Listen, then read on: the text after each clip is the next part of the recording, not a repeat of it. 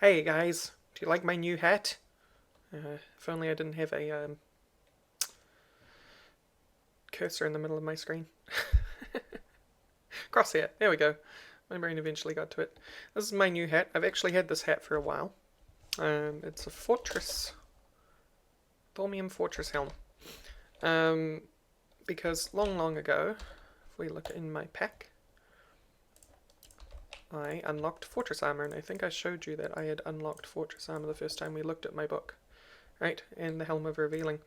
But since setting up the alchemy shop, or the alchemy hut, and organising it, we'll come back to that in a second, I went and did the infusion to stick the goggles into the helmet. Because I was wearing the goggles over using the helmet just due to the fact that the goggles were more useful to me in the long run than having a little bit extra armour at the time. So now that those two have been stuck together with a piece of slime, as you can see, I now have goggles of revealing on my Thaumium helmet. So let's take a look at what I did in this alchemy hut before we move on. I've created from A to Z all the different kinds of aspects. I even went and dug up and created all the different aspects if I didn't actually have any available on me. And so we now have a labelled jar of everything. So it goes alphabetically from this bottle down along the bottom of the floor, jumps across down the bottom of the floor, so imagine a circle and going in a spiral. Then it gets to the Lux, it jumps up one to the Luxuria, which is from Forbidden Magic, and then goes around the top and it spirals back across here and ends on Volatus. Now the reason why the Volatus is on the ground is just to make sure that the room is symmetrical, but you know, whatever. Really it should be up here or something, I don't know. It just looks better like this. So yeah, and then I went and did that. So, and I also built this bridge, which I will actually mention because I've flown past it twice now. Cobbled is still broken.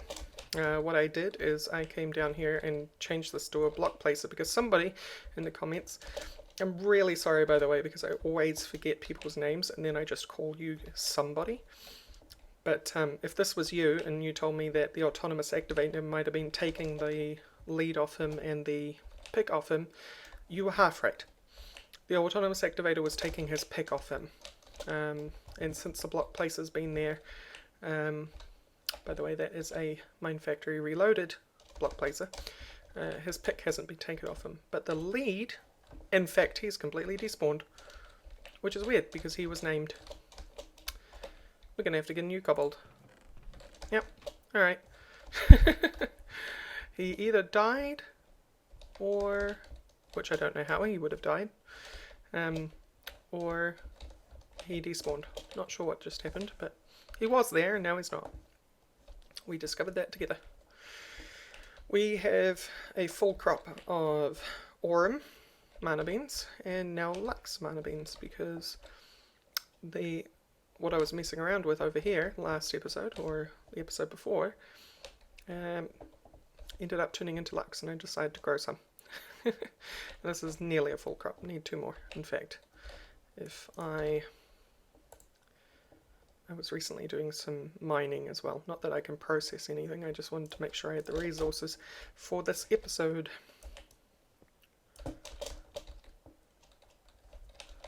And that should be a full crop. Cool. And I'll come back and harvest those at some other point. And I created an external heater because I needed fast furnaces. And these furnaces are actually quite fast using an external heater. What that does is it means I use power instead of fuel to power furnaces. And let's get a bit of cobble. If I throw a piece of cobble in here, blam! That thing heats up, and when that hits max, it goes quite fast. I should probably show you that with more than one piece of cobble, just to get the impression. 1, 2, 3, 4, 5, 6, 7, 8. So this is a normal furnace. You take a piece of cobble. That gave me a stack. Keep doing that. normal furnace, right? Get out. Oh, there's some coke in there. Okay. That is going to take 10 seconds, I think it is, for one action. Whereas this, on the other hand, when fully heated up, takes a lot less time. Maybe 5 seconds?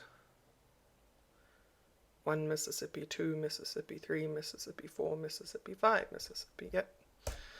5 seconds-ish. So half the time normal furnace runs, which is cool. Now, today is a teachable moment. And the reason I'm calling it a teachable moment is because recently on the server we've had a lot of lag. And now I'm not going to completely blame it on this base, but the lag has been extraordinarily bad, and since turning off the base in general, we've had a lot of responsiveness from the server again. I can actually interact with my chests, things don't take forever, it's actually gone back to a playable state again, and as you can see, hardly anyone's playing. And the reason was because they got sick of the lag. So the server's already kind of emptied out a lot earlier than a lot of people would have expected. Now, this teachable moment, before we get anywhere near it, understand that I'm not going to tell you whose base this is. I'm going to cut and we're going to be there. I'm not going to show you how to get there. I'm not going to do any of that because I don't want you to focus on who this person is. Because I especially don't want you running off and bullying the person for doing what they did, because they probably didn't know what they were doing or didn't realize what they were doing. Some people on Forgecraft aren't experts. Some of them are streamers, some of them are YouTubers. They're not quite like savvy in that sort of thing. But the good thing about having them means that we find these sort of things and are able to find out whether it's a mod problem or a player problem. In this case, it was just that they didn't know any better.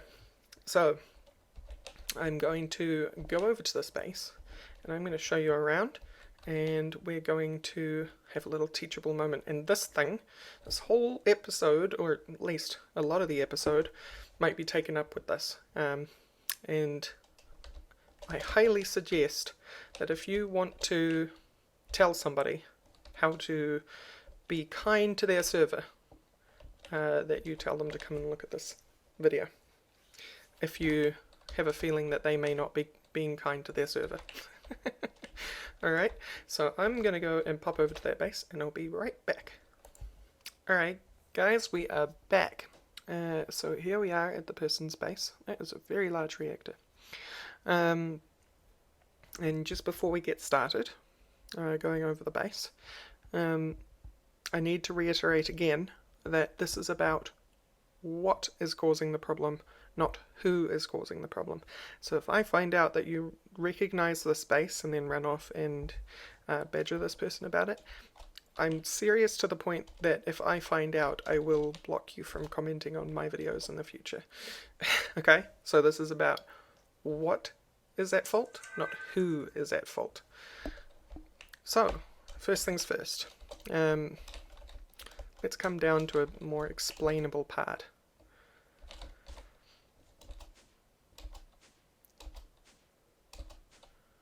So we go quite far down, you'll see there's this big wall of pulverizers. Now, inherently, there is nothing wrong with having a bunch of pulverizers. It's the fact that in Minecraft, the way that Minecraft works is for machines and more complex blocks, authors often use what are called tile entities. Okay? Now, tile entities aren't all made the same. And there's a very big difference between ticking tile entities and tile entities. Ticking tile entities are something that does something, whereas tile entities is something that loads once and it stays loaded. Okay? So, with those two things in mind, let's talk about the difference. So, An example of a tile entity is something like a carpenter's slope from carpenters. I use them all on my roofs, I use them in my buildings. Those load once, whereas a pulverizer, it loads once, but it does more. Okay? Every tile entity, or ticking tile entity as they're called, ticks on the server. It either is doing something or not doing something, and each of these are not doing anything. So they're just returning nothing to the server, but they do still tick. Okay, so they're still taking up time on the server. And not all ticking tile entities are made equal. These are thermal expansion tile entities. Those are actually really, really well made and really efficient. Even still, the rule of thumb is the more tile entities, the more work that you're making the server do, even if they're really well made tile entities. Okay, so in this case, this is 67 pulverizers from what I can see. Yeah, 67 pulverizers. Alright, so that is more than what you'd probably need for anything. Again, we're not blaming the person who built this, we're just saying that, like, this is a lot of unnecessary tile entities bogging down the server. Okay? In fact, if it was me and I was thinking, oh, I'm going to make an enormous pulverizing system, I would stop at about here. So we'd have what, 16 pulverizers max. Okay, so that's where I think my personal difference in what I think is huge in Minecraft. But I'm always considering, especially on servers, always considering the health of the server. This person, either out of ignorance or whatever, didn't realize. Okay, so it ended up this way. Now, second thing about this build is that it does most of its work through this guy. Machine Inventory Manager from Steve's Factory Manager. Extremely powerful, extremely simple to use system for transporting items, doing timing, doing all sorts of things. It's like using Computercraft except easier. And something you shouldn't do on a server, unless it's extremely necessary, is ever have your trigger set to 1. Now, this was set to 100 on purpose after we found the base. Okay, but this thing is doing all this information every second. Okay, so based on all of this, it's running through every second and processing all of these pulverizers that it's connected to every second, which is not sustainable. It's quite bad on the server. In fact, if you wanted a setup like this and you were doing it on a server, the least you could do is set a machine inventory manager to like 10 or 20 or even 30. But leaving it on 1 second is not very fair to other people, because every second it's looking through all of these pulverizers and checking every single one. As you can see, for each here is checking every single pulverizer for all those different things under flow. Same again, we've got 68, 34, we've got 34 furnaces. Okay, and same deal again. This machine manager was set to 1, it's now set to 100, because I didn't want to break anything. Alright, so this is a lot of tile entities down here already. This is 67 plus 34. I'm not going to do the math in my head because I'm terrible at math without a calculator. Okay, so teachable moment. Same deal again. Lots and lots of tile entities. This is individual calls per block. Okay, this is also why multi-blocks are often the better choice for large builds, because depending on what they do, like the EIO capacitor bank, not every single block ticks. It's only one central block that does all the work for all the other blocks it's attached to. Okay, but each one of these is ticking individually. And again, every time there's a new tile entity, it's sucking time from the server, it's sucking resources from the server. Cryostabilized flux ducts and other kind of flux ducts and pipe systems and stuff, usually authors are pretty good with that. They are individually a tile entity, but they're part of a multi-block structure. Flux ducts in particular, or ducts in general in particular, are part of a multi-block structure, so that they do basically one lot of information every time they tick on their individual networks, which is incredibly efficient in terms of Minecraft anyway. So let's go up another level. This is the AE room. This isn't so bad, and these aren't so bad, because of the way this works, or these work. They work on AE's node system, which is intentionally very efficient for doing its work, and that's okay. The problem inherent in this room is this, inscribers. Okay, this is a huge wall of lots and lots and lots and lots of inscribers, more than you would ever need. Like, the whole situation in this base like comes down to more than you would ever need. And all of that is run by this machine inventory manager. Again, this was one of the ones that was set to 1 a tick. 1 a second, sorry. Not 1 a tick, that would be 20 in a second. But these are ticking entities, once again. So you have a giant wall of ticking entities. Which is a problem, because it takes up resources on the server. It doesn't matter that these are off. In any of these situations, it does not matter that they're not running right now, because yes, when they are running, or there's what we call a state change, so that's when, say, this starts doing something, it does take up more resources, but the fact that they just exist in the world takes up resources because of the way that they work. They're a ticking tile entity. And behind the scenes, it's basically just returning to the server nothing when it's off. And when it's on, it's returning something. But the fact that it is doing that process anyway takes up resources on the server, okay? So it doesn't matter that these are off. There's a lot of them, and they're doing something when they tick, okay? So it's the same for these. This whole base, by the way, has been turned off for because the people who were in here weren't playing, and it was sucking up resources. Same with this. Another thing, entirely different topic from tile entities, is your items were all over the place and making lag. Fireball. This machine is a particular example of a big problem. It happens with buildcraft pipes. It happens with anything that can potentially put an item on the ground, or a situation where an item can spill onto the ground in large amounts. The issue is that when a process is running on chunk load, when the chunk is loaded,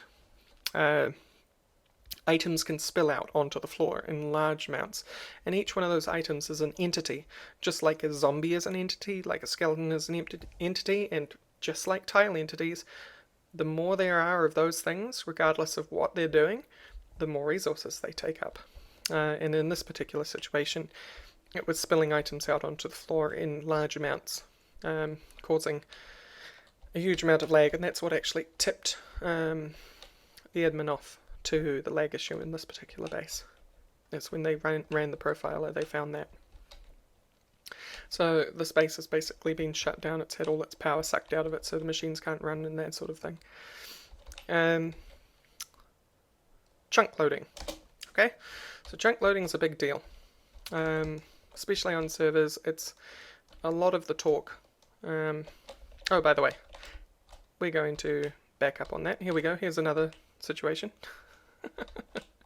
This is what we're talking about with items spilling out. For whatever reason, this thing is still running on power, I think somebody's turned the base back on at some point, and it's just spilling items out. They've got this to catch the sludge, but it's spilling items out onto the ground, and each of these items is acting as a problem. So what we're going to do is we are going to turn you off, because you're providing power to everything and keeping items spilling out onto the ground and causing problems. So if they had something to deal with all the items that were spilling out onto the ground, which they don't, because the base has been shut down, then it wouldn't be such a problem, but they don't. Anyway, we're talking about chunk loading.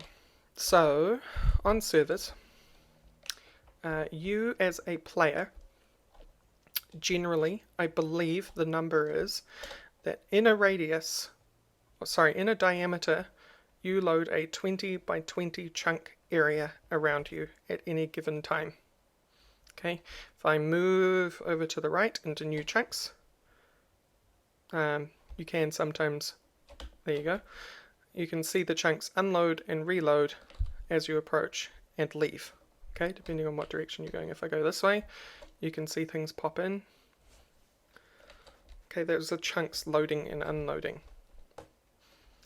And so there's a 20 by 20 chunk area around you, which is a lot of chunks. Okay, so a player is a server's worst nightmare, essentially. Okay, but even still, a lot of what people chunk load are things like quarries or their base or something like that, and they don't turn it off. This one has been turned off manually by Mr. Admin Man.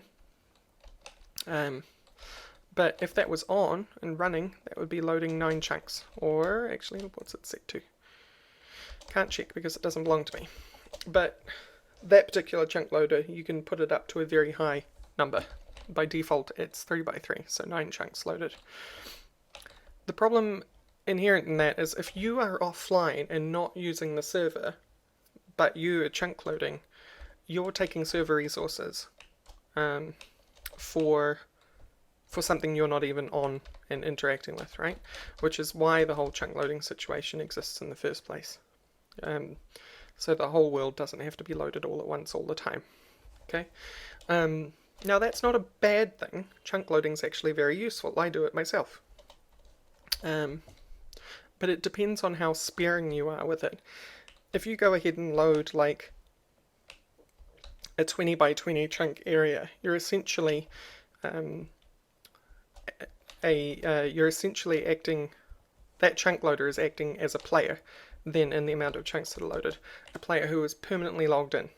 And if you do that in a busy place like a base, you can really cripple the server. Now, I wonder if I can turn that off. But you can really cripple a server that way, okay? By loading a lot of machines or something in a base. Like if I went, okay, here's a good example. If I went out here, and let's turn on chunk lines just to prove a point, and I loaded a 3 by 3 around this chunk, right? There's nothing in these chunks at all around me. So other than zombies maybe spawning in caves below or whatever, nothing's going on in these chunks. That's fine. If you want to, well, it's not fine because they're not being used. You're not using those chunks while you're not online. But the point is, that's a lot different than, say, loading these chunks. Because what's in these chunks, right? If I am inside this chunk, let's look at a 3 by 3 area. And let's go and take a look at what's down in this 3 by 3 area. Well, we know what's down here, by the way. Oh, wrong tree, actually. So let's go back up. We want to go over to this one. Okay, 3 by 3 area. What's in this 3 by 3 area? Well, we still have some of the Britannia stuff, so all of these are tile entities, all of these are tile entities, the sparks on top are tile entities, the mana pools are tile entities, the chirp islands are tile entities, these, or at least this block here is a tile entity, okay, so that's just up here, plus you've got the smeltery, which is a multi-block, which is good, plus you've got the reactor, which is a multi-block, which is good. But if we come down, got all this, we have all of this, like all of it. We have all of this, all of this. We have basically, this is the worst chunk, or worst 3x3 area on the server right now. Okay, so you can see what I mean. In fact, to make a point, you could cripple the server in one chunk. In a single chunk, you could cripple an entire server. It doesn't matter how big your base is, it's how complex your base is. And you can do that in a one chunk space. And you will destroy a server that way. If you built everything, and all of it was running all at once, all the time, you would totally cripple a server. Okay? So, teachable lesson, I think, is over. And I think we've taken up more than an episode. But I thought it was important to talk about this because not a lot of people do talk about this stuff. A lot of people are ignorant to the differences. So let's quickly, before we wrap up, go over some of the stuff. Okay? And some of the stuff is